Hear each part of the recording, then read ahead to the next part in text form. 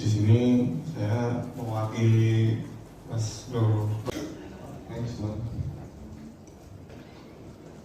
Secara praktisnya atau berita dan penyebar luasannya melalui menunjukkan dua doli itu gerakan yang dilakukan dengan mana ikut. Jadi mungkin kalau nah ini pusat ya, jadi ada di materi pusat gambar aja variasi angle. Oke, lanjut Mas. Tidak menunggu sampai peristiwa itu muncul, tapi harus mencari kayak isu-isu dari informasi yang bisa disebarkan ke masyarakat. Next, perubahan dari pemberi makan sebuah informasi berubah jadi dan perlu kita perhatikan adalah satu, yang kedua atau ini sesuai ada kancing ini dua kancing yang digunakan dalam seperti kira-kira seperti itu. Ya, tepuk tangan teman-teman. Kan dari materi yang sudah disampaikan tadi kan ada salah satu elemen yaitu ingin mengetahui perspektif dari jurnalis dari Bapak atau Mas yang bagaimana sih apa saja hal yang perlu kita perhatikan sebagai jurnalis atau biasanya kan ada yang siwa-siwa di depan. Nah, gimana cara kita bisa mengambil gambar tersebut? Isu-isu yang membangun dalam artian lah apa masih tunggal terkait harus menyampaikan apa waktu dieksekusi itu akan enak gitu. Jadi misalnya pertanyaannya disiapkan itu biasa ngobrol dulu. Teknik yang saya seperti ini, tolong dikembangkan. Jadi dijawab panjang gitu. Nah itu salah satu trik. Artinya biar jawabnya panjang seperti itu.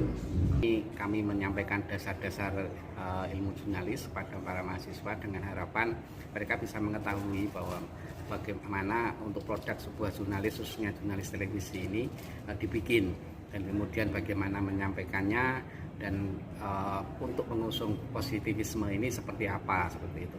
Harapannya dengan pelatihan ini mahasiswa bisa mengerti bagaimana cara membuat sebuah paket berita televisi yang betul-betul layak untuk disebarluaskan kepada masyarakat, seperti itu. Selain yang tentu menangkalnya.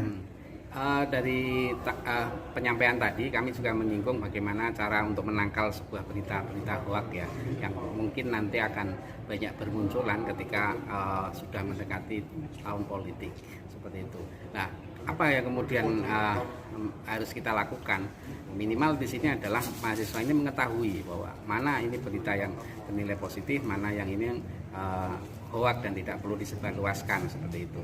Nah, dengan harapan pelatihan ini nantinya bisa mereka setelah mengikuti ini tahu bahwa antara berita yang positif dengan yang tidak itu mana yang bisa mereka share dan bisa mereka sebarluaskan kepada masyarakat. Apalagi sekarang mahasiswa itu digadang-gadang menjadi agen perubahan demokrasi. Artinya banyak agenda capres yang diperbolehkan oleh MK kalau tidak salah ya, untuk masuk kampanye di dalam kampus di hari Sabtu Minggu. Hal ini sebenarnya sebagai poin akademis untuk bisa terekspos lagi di masyarakat luar, di masyarakat sekitar, bahwa mahasiswa sebagai apa istilahnya, sebagai media atau wadah agar kampanye-kampanye dari para capres dengan simpatisan yang saling menjatuhkan, saling menjelekan itu tertolak. Artinya tertolak itu apa? Artinya kalau di kegiatan akademis di dalam kampus, nanti mahasiswa sebagai agen perubahan demokrasi ini bisa filter mana kegiatan atau mungkin mana tema-tema atau program dari capres, mana yang layak, mana yang tidak, dan juga nanti bisa mengomentari artinya secara akademis ya, rasional, sehingga tidak saling menjelek-jelekan atau menjatuhkan seperti berita-berita hoax atau disimpatisan yang terlalu fanatik gitu. Dari tentang berita-berita hoax juga, Cik?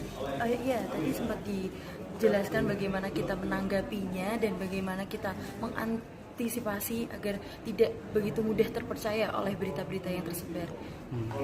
Ini juga bermanfaat juga ya jelang pemilu ini? Iya benar, karena sekarang ini kan media sosial mudah sekali ya dijangkau oleh mahasiswa maupun semua anak-anak, dan terutamanya yang sudah usia 17 tahun mereka sudah bisa untuk ikut pemilu, jadi kita harus lebih berhati-hati aja.